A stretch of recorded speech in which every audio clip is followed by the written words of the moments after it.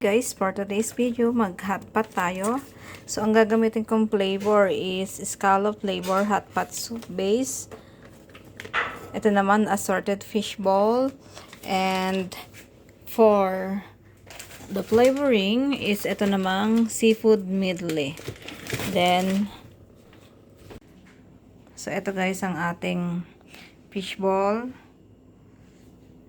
Dahon ng sibuyas, bawang, sili. At ito naman ang ating mushroom na maliliit, sibuyas, cabbage. Meron tayong gabi. At meron din tayong ito. So, tara, luto tayo. Mag-isa tayo ng bawang, sibuyas. Ayan. Hindi natin kailangang sunugin yan guys. So, lagyan agad natin ng ating pang flavor. Lagyan na natin ng ating seafood medley.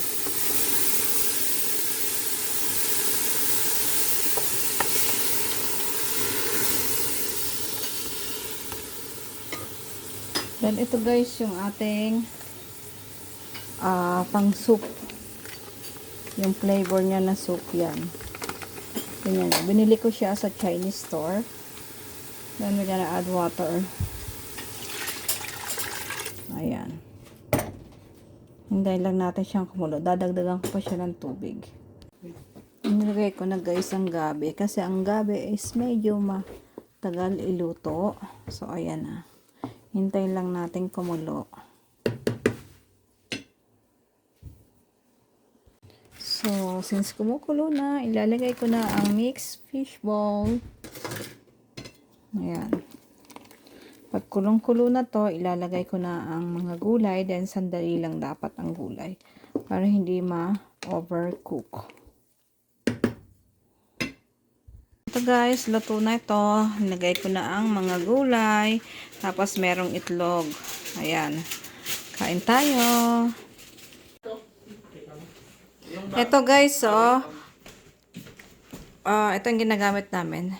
Barbecue flavor. Flavoring for yan. So, ito ang aming family day.